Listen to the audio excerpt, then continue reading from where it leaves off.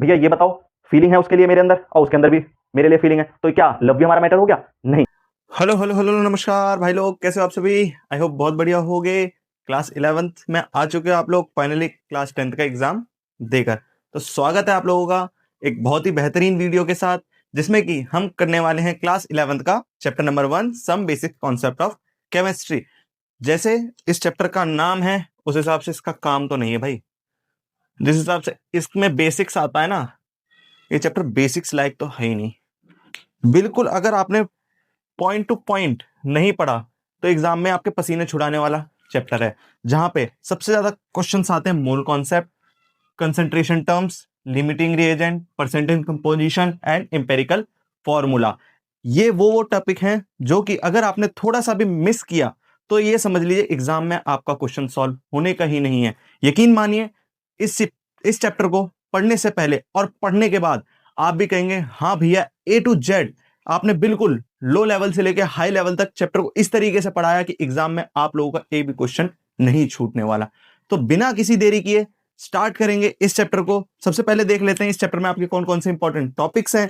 तो देखिए, introduction to matter and its classification, physical classification of matter, chemical classification of matter, physical properties and their measurement. तो ये 3 topic class 9th में आप लोग पढ़ के आते हैं। अगर नहीं पढ़ा है तो भी हम उस चीज को बताएंगे, क्योंकि एनसीईआरटी आपकी यहां से स्टार्ट होती है। पढ़ने का तरीका स्टार्टिंग में ही बता दिया जाएगा कि आपको कैसे पढ़ना है। जो जो मैं आपको कराऊंगा वो करना है। जो आपको ब्लैक बोर्ड पे दिखेगा वो आपको अपनी कॉपी में नोट करना है। And the last and the most important thing, आपको एनसीईआरटी रीड आउट करनी है। एनसीईआरटी की रीडिंग बहुत ज्यादा जरूरी है, ताकि आप लोगों के एग्जाम में अगर टीचर ने थोड़ा सा भी क्वेश्चन घुमाया तो उससे कोई दिक्कत ना आए, परेशानी ना आए। ठीक, इसके बाद इस लेक्चर को शूट करने के बाद हम क्वेश्चन सीरीज भी स्टार्ट करेंगे, जिसमें कि चैप्टर खत्म होने से साथ एक आपको वीडियो मिलेगा जिसमें एनसीईआरटी के सारे क्वेश्चन, ताकि आप लोगों को इधर उधर ना भटकना पड़े कि इसका सॉल्यूशन कैसे होगा, गूगल ना करना पड़े, चैट जीपीटी ना करना पड़े, जेमिनाई ना करना पड़े, डायरेक्ट वीडियो सॉल्यूशन आपको मिल जाएगा। ठीक है, तो चलिए स्टार्ट करते हैं बिना किसी देरी के। हाँ तो देखो भाई लोग, क्लास 9th के जितने टॉपिक्स हैं ये सभी लिखे हुए हैं। क्लास 9th को बस थोड़ी देर 15 से 20 मिनट पढ़ाया जाएगा, जो कि इंपॉर्टेंट है आपके 11th के कॉन्सेप्ट के लिए। यानी जैसे कि एक बिल्डिंग को बनाने के लिए एक ब्रिक या एक नींव रखी जाती है, उसी तरीके से आपके 11th के फाउंडेशन को बनाने के लिए एक नींव रखी गई है, जो कि क्लास 9th से रिलेटेड है। अगर आप अपना मकान बहुत अच्छा चाहते हो, यानी आप अपनी मेहनत से अच्छा रिजल्ट चाहते हो, तो आपको नींव वो मकान की बहुत मजबूत रखनी होगी, ताकि जब आप क्लास 11 से क्लास 12 में जाएं तो आपका एक भी कॉन्सेप्ट छूटे ना, जिससे आपको आगे परेशानी ना आए। ठीक है, तो चलिए, इंट्रोडक्शन टू मैटर। मैटर क्या है भैया? मैटर हिंदी में बोले तो पदार्थ। भैया तो पदार्थ क्या है, मैटर क्या है, ये तो बताओ। तो क्लास 9th में भी पढ़ के आए हो, क्लास 11 में भी सेम चीज पढ़ाऊंगा। ठीक, क्या चीज है पदार्थ? ऐसी चीज, कोई वस्तु या कोई भी सब्सटेंस जिसके पास मास हो, या जिसने स्पेस ग्रहण कर रखा हो या ले रखा हो, या फिर हमारे 5 सेंसेस हैं उनमें से किसी एक या एक से ज्यादा सेंसेस से हम उसको फील कर पाए, उसको हम क्या कहेंगे? मैटर कहेंगे। अंग्रेजी की भाषा में समझ लें, anything that occupies space, space और वॉल्यूम, ठीक, has mass and can be perceived. Perceived अब साइड में लिखना, अगर परसीव्ड का मतलब पता है तो बेस्ट है, नहीं तो साइड में लिखना महसूस। By one or more than one of the 5 senses, sight, hearing, touch, smell, taste, is known as matter. भैया क्या बोल गए? मैटर क्या है? तो बच्चा मैटर वही है कि कोई भी एक सब्सटेंस जिसके पास मास हो। Let's take an example of me, mine and this marker. इसके पास इसका वॉल्यूम है, इसके पास इसका मास है, और इसने मेरे हाथ पे इतनी जगह ले रखी है। दिख रहा है सबको? तो ये क्या है? एक मैटर है। अच्छा भैया ये बताओ, फीलिंग है उसके लिए मेरे अंदर और उसके अंदर भी मेरे लिए फीलिंग है, तो क्या लव भी हमारा मैटर हो गया? नहीं। लव, फीलिंग, हमने क्या बात करी? उसके पास मास होना चाहिए। उसके पास क्या होना चाहिए? मास होना चाहिए। अगर उसके पास मास है और उसने वॉल्यूम ऑक्यूपाई कर रखा है, तो भैया वो मैटर कहलाएगा। तो भैया फीलिंग तो है उसके अंदर, लेकिन बेटा एक से ज़्यादा सेंसेस, चल ठीक है, वहाँ तेरी बात मान ली। क्या उसने तेरे दिल में जगह? हाँ, दिल में भी जगह बना रखी है, तो वॉल्यूम। लेकिन उसके प्यार में मास कहाँ है बेटा? मास ही तो नहीं है, तो ये मैटर नहीं कहलाएगा। इसीलिए ये पॉइंट लिख दिया, feelings like love, hate, anger etcetera are not considered to be a matter. समझ में आया? ठीक है, तो चिंटू चला नेक्स्ट टॉपिक पे मूव ऑन करने, classification of matter. Classification of matter ये क्लास 9 में 2 चैप्टर में बढ़ जाता है, ठीक, जिसमें matter in our surrounding is matter around as pure में। फिर classification of matter on the basis of physical appearance, यानी भौतिक गुण। फिजिकल अपीरियंस मीन्स भौतिक गुण, उसके फिजिकल प्रॉपर्टीज मीन्स भौतिक गुण। उसके भौतिक गुण कैसे हैं कि वो कैसे दिखता है, कैसा हम उसको देख पा रहे हैं, कैसा हम उसको फील कर पा रहे हैं, भारी है, छोटा है, मोटा है ना। तो और दूसरे पार्ट में डिवाइड होता है on the basis of chemical composition. Chemical composition means पानी में चीनी कितनी मिलाई, चीनी में पानी कितना मिलाया, चीनी में नमक कितना मिलाया, फलाना फलाना जो भी आपको मिलाना हो मिलाओ, हमें मतलब नहीं है, ठीक। केमिकल क्लासिफिकेशन ऑफ मैटर, उसको हम केमिकल क्लासिफिकेशन ऑफ मैटर में डाल देते हैं। फिर उसके बाद फिजिकल क्लासिफिकेशन ऑफ मैटर, ये बात आ गई फिजिकल क्लासिफिकेशन ऑफ मैटर की, यानी पदार्थ के भौतिक गुण क्या है। उस बिहाफ पे हमने पदार्थ को 3 कैटेगरीज में डिस्ट्रीब्यूट कर दिया, सॉलिड, लिक्विड एंड गैस। भैया सॉलिड, लिक्विड एंड गैस क्या है? देखो सबसे पहले सॉलिड। सॉलिड क्या है? इन जिस भी सब्सटेंस का फोर्स ऑफ अट्रैक्शन बहुत ज़्यादा हो, जिसको तोड़ा ना जा सके, जिस भी सब्सटेंस का फोर्स ऑफ अट्रैक्शन बहुत ज़्यादा हो और जिसको तोड़ा ना जा सके, वो क्या कहलाते हैं? सॉलिड कहलाते हैं, ठीक है भैया। तो लिक्विड क्या है? जिसका force of attraction as compare to solid कम हो, वो क्या है? लिक्विड। अगर इनका फोर्स ऑफ अट्रैक्शन सॉलिड जितना होता तो लिक्विड रहते ही नहीं, ये भी तो सॉलिड बन जाते, ठीक। जैसे पानी तुम्हारा है, पानी क्या है? एक लिक्विड है, उसका फोर्स ऑफ अट्रैक्शन बहुत कम है, बट एक नेल को लो आप, एक नेल को आप तोड़ नहीं सकते, उसका फोर्स ऑफ अट्रैक्शन बहुत ज्यादा है, यानी वो आयरन से मिलकर बना है, इसलिए उसका फोर्स ऑफ अट्रैक्शन बहुत ज्यादा है। इसी हिसाब से गैस, गैस का जो है फोर्स ऑफ अट्रैक्शन इन दोनों से भी कम है, इसलिए वो गैस है, ठीक। अब ये 3 चीज आपको समझ में आ गई। अब आप अपने खुले में कहीं भी जहां बैठ रहे हो, एयर आपको पास करते हुए जा रही है, आपको फील नहीं हो रहा, क्यों? क्योंकि उसका फोर्स ऑफ अट्रैक्शन बहुत कम है। ऐसी अगर मैंने ये मार कर लिया, मार खींच के मारा आप लोगों को, ठीक। अब आप लोगों को वो चीज़ लगी, अब भैया लगी तो फील हुआ, है ना। इसके पास मास भी था, इसके पास वॉल्यूम भी था, और इसने आपको हिट भी किया, आपको फील भी हुआ, चोट भी लग गई, अर्थात मार्कर एक मैटर भी कहलाया और सॉलिड भी है। Clear concept? ठीक है। तो अब इसमें एक क्वेश्चन बन जाता है, इसको हम बोलते हैं बॉल मॉडल। इसका नाम याद रखना, बॉल मॉडल से हम इसको दर्शाते हैं सॉलिड, लिक्विड और गैस को। अगर एग्जाम में क्वेश्चन आ गया तो ऐसे करके आना है, ठीक। उसके बाद एक क्वेश्चन मेरी तरफ से, इन तीनों के बीच में फोर्स ऑफ अट्रैक्शन बताना है, फोर्स ऑफ अट्रैक्शन किसका ज़्यादा है, ठीक है। फिर उसके बाद डिस्टेंस बिटवीन पार्टिकल। ये 2 क्वेश्चन आपको होमवर्क दिया जाएगा। भैया अभी तो पढ़ाना स्टार्ट किया, अभी बता बेटा 9 बजे तो कुछ तो पढ़ के आए होगे, ठीक। अगर नहीं पढ़ के आए तो चलो मैं ही बता देता हूँ। देखो force of attraction between A, B and C. Force of attraction A का ज्यादा हुआ जब ये सॉलिड बना, यानी इसका जो ऑर्डर आया A greater than B greater than C आ गया। अब डिस्टेंस बिटवीन पार्टिकल्स, अगर पार्टिकल्स में डिस्टेंस होती तो ये सॉलिड गैस नहीं बन जाता और ये लिक्विड गैस नहीं बन जाता, या ये गैस तो गैस ही रहती, ठीक। तो इसका force of attraction, sorry, distance between particles क्या आ गया? A less than B less than C. उसके बाद कुछ प्रॉपर्टीज, हम क्लास 9 में कम से कम 9 से 10 प्रॉपर्टीज के बारे में बात करते हैं, बट क्लास 11 में हम 2 प्रॉपर्टीज के बारे में बात कर लेते हैं। प्रॉपर्टी क्या है? Shape and volume. प्रॉपर्टी अर्थात उसका गुण क्या है, ठीक। शेप यानी आकार और वॉल्यूम यानी आयतन। ये कुछ हिंदी मीडियम के अगर बच्चे देख रहे होंगे तो रिलेट कर पाएंगे, ठीक। शेप, सॉलिड का तो फिक्स शेप रहता है, अगर ये मार्कर इस शेप का है तो इसी शेप का रहेगा, इसको मैं लिक्विड के फॉर्म में नहीं कर सकता। हाँ, टेम्परेचर बढ़ाया, एक्स्ट्रा एडिशनल चीजें करी तो कर सकते हैं, बट नॉर्मल रूम टेम्परेचर या नॉर्मल तरीके से ये मार्कर सॉलिड ही रहेगा, ठीक। उसके बाद लिक्विड की जो शेप है वो फिक्स नहीं रहती, फॉर एग्जाम्पल ये हमारे पास एक बोतल है, अब ये लिक्विड ऐसा है सिलेंड्रिकल फॉर्म में। अब देखो इस लिक्विड की मैंने शेप चेंज कर दी, तो जिस हिसाब से का कंटेनर रहेगा उसी हिसाब से आपके लिक्विड का जो वॉल्यूम वो बदलता रहेगा, ठीक है, इसलिए वो फिक्स नहीं है। सेम ऐसी गैस के साथ है। अब वॉल्यूम, आयतन, यानी सॉलिड का फिक्स वॉल्यूम होता है। अगर एक क्यूबॉइड है या एक क्यूब है, जैसे हमारे चिंटू है, ये इसका हेड सर्कल कलर का है, सर्कल शेप का है ना, तो और इसका जो वॉल्यूम है वो कुछ इस तरीके का है है ना। तो इसका वॉल्यूम फिक्स रहेगा, इसको हम बदल नहीं सकते। ठीक इसी तरीके से लिक्विड का वॉल्यूम फिक्स रहेगा बट गैस का वॉल्यूम फिक्स नहीं रहेगा। ठीक है, एक एग्जांपल, बैलून लीजिए, बैलून को फुलाइए, उसको अलग अलग शेप में फुला सकते हैं, किसी को ज़्यादा, किसी को मोटा, किसी को छोटा, किसी को भारी। ठीक, फिर एक point, important point, gas particles takes the shape and volume of the container which is in it kept. ठीक, गैस पार्टिकल्स जिसमें आप उसको डालेंगे उसी चीज का वॉल्यूम ले लेगा। आई होप इतना आप लोगों को समझ में आया होगा। अब मूव करते हैं क्लास 9 के नेक्स्ट टॉपिक्स पे।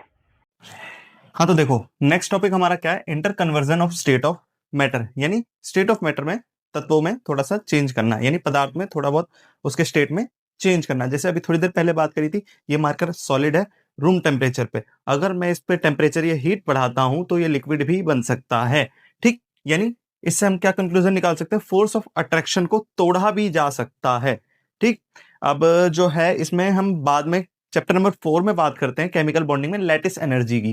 ठीक, उतनी एनर्जी आपको देनी पड़ती है किसी एक स्टेट यानी मैटर को तोड़ने में। अब और डिटेल में बात करेंगे चैप्टर नंबर 4 में, जब तक के लिए बस इतना जानो कि हम स्टेट ऑफ मैटर को भी चेंज कर सकते हैं, सॉलिड स्टेट से लिक्विड स्टेट, लिक्विड स्टेट से सॉलिड, और उसको हम चेंज भी कर सकते हैं गैस से लिक्विड, लिक्विड से सॉलिड। ठीक, ये क्लास 9 में ये पढ़ के आते हो आप, इंटर कन्वर्जन, कि सॉलिड से लिक्विड के लिए क्या प्रोसेस लगेगा, लिक्विड से गैस के लिए, और सॉलिड से डायरेक्ट गैस के लिए कैम्फर हो गया, कपूर वगैरह, जो इसके एग्जाम्पल आ जाते हैं। उसके बाद क्लासिफिकेशन, केमिकल क्लासिफिकेशन, है ना। केमिकल क्लासिफिकेशन के आधार पे हम सब्सटेंस को प्योर सब्सटेंस और इम्प्योर सब्सटेंस, इम्प्योर सब्सटेंस क्या, मिक्सर, यानी दो या दो से ज्यादा चीजों को एक में मिलाना।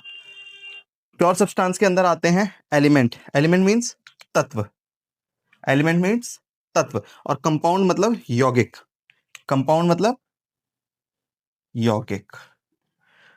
ठीक है, तो उसके अंदर एलिमेंट के अंदर आते हैं metal, non metal, metalloids, noble gases. Compounds में आता है आयोनिक और कोवेलेंट। ठीक, तो मेटल क्या है, क्लास 9 में पढ़ के ऐसी चीज जो बहुत ज्यादा ठोस हो उसको क्या कहलाते हैं, क्या कहलाता है वो, मैटर कहलाता है, सॉरी मेटल कहलाता है। अब क्लास 11 में आ गए हो तो थोड़ी सी चीज एक्स्ट्रा पढ़ेंगे। मेटल कौन होते हैं, जो इलेक्ट्रॉन डोनेट करे, मेटल क्या होता है, जो इलेक्ट्रॉन डोनेट करे। नॉन मेटल क्या होता है, जिसके पास अपनी चमक नहीं होती, जो ठोकने पीटने पे ठक ठक की आवाज नहीं करता। ये क्लास 9 में पढ़ के आए हो। अब 11 में क्लास बदली तो थोड़ा सा सिलेबस भी बड़ा होगा। तो नॉन मेटल क्या है, जो उस इलेक्ट्रॉन को एक्सेप्ट करे, यानी इलेक्ट्रॉन जो एक्सेप्ट करता है वो नॉन मेटल होता है, और जो इलेक्ट्रॉन डोनेट कर सकता है वो होते हैं मेटल। इन सबकी डिटेल बात करेंगे चैप्टर नंबर 3 में, पीरियोडिक क्लासिफिकेशन में। मेटलॉइड्स क्या होते हैं भैया, मेटलॉइड्स होते हैं जो मेटल और नॉन मेटल दोनों की प्रॉपर्टी को एक साथ रखें, वो क्या कहलाते हैं, आपके मेटलॉइड्स कहलाते हैं।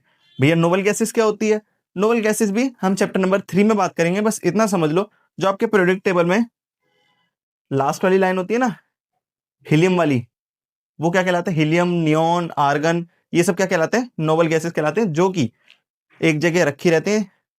संसार में क्या फर्क पड़ रहा है, पीरियोडिक टेबल में क्या फर्क पड़ रहा है उनको मतलब नहीं है, वो अपने घर में सुरक्षित हैं। ठीक है, ओके। फिर उसके बाद कंपाउंड, कंपाउंड के आधार पे आयोनिक और कोवेलेंट। भैया आयोनिक क्या होता है, आयोनिक मतलब NaCl, यानी सोडियम क्लोराइड को तुम जानते हो, इसकी भी बात आगे आने वाले चैप्टर्स में करेंगे। NaCl, अब इस NaCl को मैं तोड़ दूं, अब प्रोसेस इसके डिफरेंट डिफरेंट हो सकते हैं, मैं किस प्रोसेस से तोड़ता हूं, तो मैं इसको by the help of electrolysis तोड़ता हूं। तो ये Na+ और Cl- में ब्रेक हो जाता है अपने अलग अलग आयंस में, है ना, और उन पे चार्ज आ जाते हैं, वो क्या कहलाता है आपका आयोनिक। उसके बाद कोवेलेंट क्या होता है, जो ऐसे कंपाउंड जो कि इलेक्ट्रॉन्स की शेयरिंग से बने, ऐसे कंपाउंड जो कि इलेक्ट्रॉन की शेयरिंग से बने, वो क्या कहलाते हैं, आपके कोवेलेंट कंपाउंड। उसके बाद इम्प्योर सब्सटेंस या फिर मिक्सर। ठीक है, मिक्सर कह लो या मिक्सचर कह लो इसको। तो इसको बांटा गया होमोजीनियस और हेट्रोजीनियस की कैटेगरी में। होमोजीनियस क्या होता है भैया, होमोजीनियस वो सॉल्यूशन होता है। ठीक, जैसे कि एक बोतल लो, ये बोतल लो, इसमें पानी है, या फिर ये मग लो, है ना, इसके अंदर पानी डालो। अब पानी डालने के बाद इसमें डालो चीनी, शुगर या फिर सॉल्ट, उन दोनों को मिलाओ। अब जब मिलाया तुम लोगों ने, कुछ देर मिलाने के बाद सॉल्ट तो बहुत जल्दी टूट के डिसॉल्व हो जाता है, चीनी को थोड़ा टाइम लगता है, यानी शुगर को थोड़ा टाइम लगता है। अब जब उसमें मिलाया तो आपको सिर्फ पानी दिखता है, ना कि शुगर, है ना, शुगर उसके अंदर पूरा मिल जाता है और सॉल्ट भी उसके अंदर पूरा मिल जाता है। तो आपको क्या दिखा, अगर आपने दो या तीन सब्सटेंस को एक चीज में मिलाया, एक सॉल्वेंट में मिलाया, तो आपको एक ही कलर का यानी एक ही फेस दिखा, फेस, एक ही फेस दिखा, तो क्या कहलाता है, होमोजीनियस सॉल्यूशन। उसके बाद हेट्रोजीनियस, पानी के अंदर रेत डाल दो, ऑयल डाल दो, ऑयल होगा वो ऊपर तैरने लगेगा, घी होगा घी भी ऊपर तैरने लगेगा, बट जो सॉल्ट होगा, या सॉरी सॉल्ट नहीं, रेत होगी, सैंड, वो पानी के अंदर डूब जाएगा, है ना, लास्ट में जाके एक नई लेयर का फॉर्मेशन करेगा, यानी आप सैंड को और वाटर को अलग अलग कर सकते हो, वो क्या कहलाएगा, हेट्रोजीनियस मिक्सचर। ठीक है, आई होप इतना समझ में आया होगा। अब इनकी और डिटेल में बात करके हैं इनके डेफिनेशंस के साथ। हाँ तो देखो, ये पहले है प्योर सब्सटेंस की डेफिनेशन, आपको पेपर में कैसे लिखनी है। When all constituent particles, atoms हो सकते हैं, वो आयंस हो सकते हैं, वो मॉलिक्यूल्स हो सकते हैं, of a substance are same in chemical nature. ये बात अपने दिमाग में अभी याद रखना, अभी समझाता हूं क्यों हाईलाइट कर रहा हूं केमिकल नेचर को। That is chemically homogeneous, it is said to be pure substance. इसके एग्जांपल, एलिमेंट्स में एटम्स आर सेम, कंपाउंड्स में आयन और कोवेलेंट कंपाउंड। एलिमेंट अर्थात तत्व, और कंपाउंड यानी यौगिक।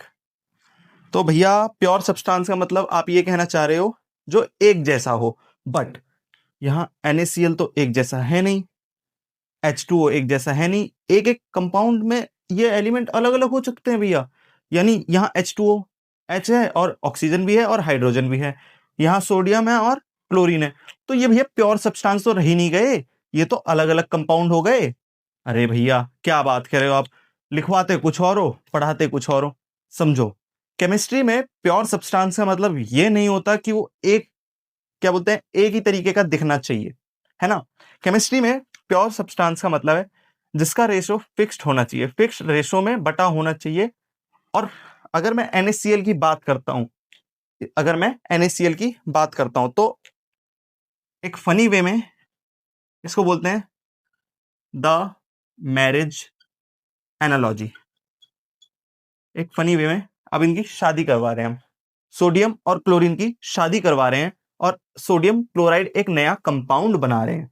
बट सोडियम क्लोराइड जो कि फिक्स रेशो में होगा, अगर एक बॉक्स लिया गया उसके अंदर नमक डाला गया तो पूरा का पूरा वो सोडियम क्लोराइड होना चाहिए।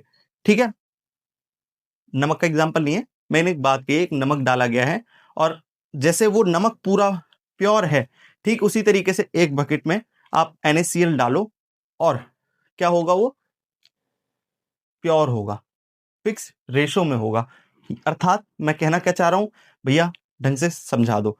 तो मैं ये कहना चाहता हूं कि अगर पानी है, अगर ये एक बोतल में पानी है तो ये पानी ही होना चाहिए, इसके अंदर शुगर नहीं होना चाहिए, इसके अंदर सॉल्ट नहीं होना चाहिए, ठीक है, कोई बेस नहीं होना चाहिए, फिक्स्ड रेशो में होना चाहिए वो, उसके अंदर कुछ और मिलावट नहीं होनी चाहिए अगर वो एक कंपाउंड है तो।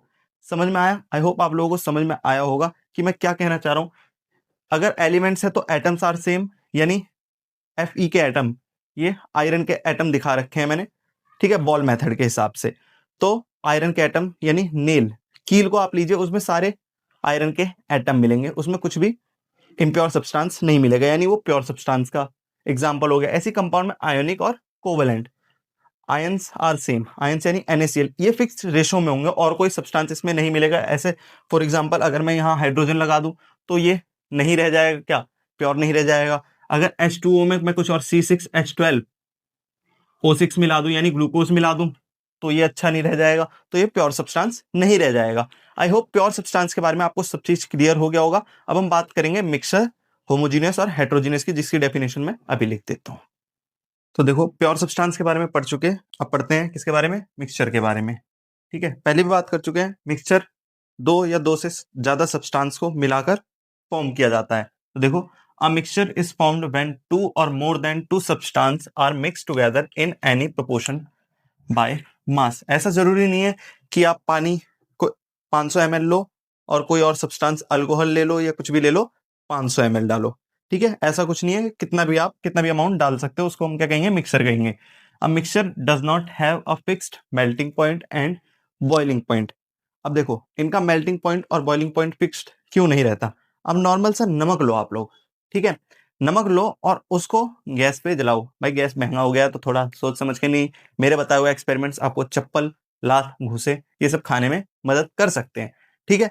तो देख के करना एक्सपेरिमेंट जब कोई आसपास ना हो। तो कढ़ैया लो, कढ़ैया में नमक डालो और उसको भूनते जाओ, भूनते जाओ, भूनते जाओ। देखना 1 घंटे बाद भी आपका नमक वैसा का वैसा ही रहेगा, वो नहीं गलेगा, यानी वो मेल्ट नहीं होगा। ठीक उसी तरीके से अगर आप, वो प्योर सब्सटेंस था, अगर आप उसको पानी के साथ मिला देते हो और उसके अंदर कुछ भी एडिशनल ऐड कर देते हो, अब उसका मेल्टिंग और बॉइलिंग पॉइंट दोनों चेंज हो जाएगा, ठीक है। तो इसमें क्या बोला है, a mixture does not have a fixed melting point and boiling point. अब ऐसा नहीं है कि वो नमक मेल्ट होगा कि नहीं होगा, वो होगा, बट उसके एक फिक्स्ड मेल्टिंग पॉइंट पे। जैसे पानी का बॉइलिंग पॉइंट क्या है, 100 डिग्री सेल्सियस। 100 डिग्री सेल्सियस पे जैसे ही पहुंचेगा, जो आपका वाटर है वो बॉईल करना स्टार्ट हो जाएगा। बट अगर उसके अंदर कुछ और मिक्स होगा, यानी पानी के अंदर अल्कोहल, शुगर या कुछ भी मिला दो, तो उसका मेल्टिंग या बॉइलिंग पॉइंट इंक्रीज हो सकता है या घट सकता है। वो डिपेंड करता है आप उसके अंदर क्या मिला रहे हो। Components of a mixture can be separated by simple physical method like filtration, evaporation, etc. जैसे कि पानी में अगर शुगर मिला दिया, भैया पढ़ा तो आप मिक्सचर रहे हो, नहीं एग्जाम्पल ले रहे हैं बच्चे, पानी में आपने शुगर मिला दिया, अब उसको अलग करना है। अब क्या करोगे, नीचे से आग लगाई, पानी सारा भाप बन गया और आपका शुगर बच गया। तो उसी तरीके से मिक्सचर को भी अलग किया जा सकता है, बट ऐसा नहीं है कि हर मिक्सचर को आप अलग कर सकते हो। यहाँ जनरली लगाना पड़ सकता है, कुछ कुछ मिक्सचर को आप बहुत रेयरली सेपरेट कर सकते हो, बट मोस्टली आप सेपरेट कर सकते हो उसको। फिर टाइप्स ऑफ मिक्सचर के बारे में बात होगी, होमोजीनियस और हेट्रोजीनियस। यूनिफॉर्म कंपोजिशन रहता है, non uniform composition. Non uniform composition की बात कर दी। They exist in single phase. Single phase यानी पानी में चीनी मिलाओगे, कोई ऊपर नीचे नहीं होगा। They exist in more than one या फिर multiple phase. There are no visible boundaries between components of particles, यानी कोई बाउंड्रीज नहीं दिखती, जो पहले बता चुका हूं, और इसमें बाउंड्रीज दिखती है। तो क्लास 9th का सिलेबस यही खत्म होता है। क्लास 9th का सिलेबस क्या कह रहे हैं हम, क्लास 11th में जो जो इंपॉर्टेंट था क्लास 9th का, ये क्लास 11th का भी पार्ट है। ऐसा नहीं क्लास 9th का ही पार्ट है, ये क्लास 11th का भी पार्ट है, ठीक है। तो इसको भी पढ़ना बहुत ज्यादा जरूरी है। जितना मैंने आपको कराया उतना आपकी नोटबुक में हो जाना चाहिए, ताकि आपको एग्जाम में दिक्कत ना हो। तो अब नेक्स्ट वीडियो में हम स्टार्ट करेंगे फिजिकल क्वांटिटी, जो कि क्लास 11th के लिए मोस्ट इंपॉर्टेंट टॉपिक है और जो कि पहला टॉपिक है हमारा। तो मिलते हैं नेक्स्ट वीडियो में।